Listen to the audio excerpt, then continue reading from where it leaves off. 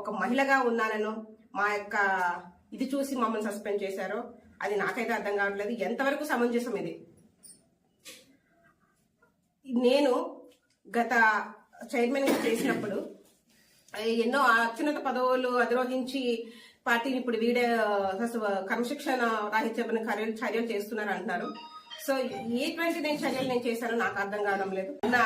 నాకు పంపించిన నోటీసులో ఒకటి రాయడం జరిగింది, పార్టీలో అత్యున్నత పదవులు అనుభవించి ఇప్పుడు పార్టీ నుంచి పార్టీకి వ్యతిరేక చర్యలు పాల్పడుతున్నారు అన్నారు.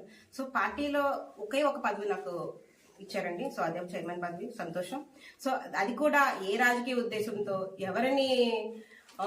ఎవరికి కళ్ళు వేయాలనే ఉద్దేశంతో ఆ చైర్మన్ పదవి తీసుకొచ్చారు అందరికీ తెలుసు. నర్సీపట్నంలో సో ఒక ఎస్సీకి తీసుకొచ్చారు, సరే అది జగన్మోహన్ రెడ్డి గారు తీసుకొచ్చిన మహిళా సాధికారతలో భాగంగా రిజర్వేషన్ల ప్రకారం నాకు చైర్మన్ పదవి వచ్చింది. సో ఆ పదవి చిన్నపిల్ల చేతిలో చాక్లెట్ పెట్టి చైర్మన్ పదవి మీరు అనుభవించినట్టు ప్రతి ఒక్క చిన్న విషయానికి నన్ను ఒక పావులా వాడుకున్నారు. సో ఏ ఒక్క సబ్జెక్ట్ తీసుకొచ్చినా సరే అది కమిషనర్ ని ఏఈని డిఈని మీ దగ్గర రప్పించుకొని ప్రపోజల్స్ మీరే ప్రపోజ్ చేసుకొని వర్క్లని అనౌన్స్ చేసేసుకొని నా చేసి సంతకం పెట్టించినట్టు తీసుకొచ్చి సంతకాలు పెట్టించుకొని కొబ్బరికాయలు కొట్టడానికి గవర్నమెంట్ హాస్పిటల్ దగ్గర ట్రైన్ అత్యంత దారుణంగా ఉందని తెలిసి 15 లక్షల రూపాయలు దానికి జనరల్ ఫండ్ నుంచి అలాట్ చేయడం జరిగింది.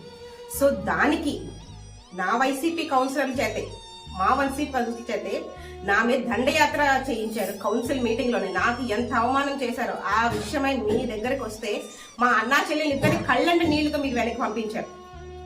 అప్పటికి మేము పార్టీని వేయలేదు, మేము అవన్నీ మింగుకొనే మేము భరించి పార్టీలో కొనసాగాం.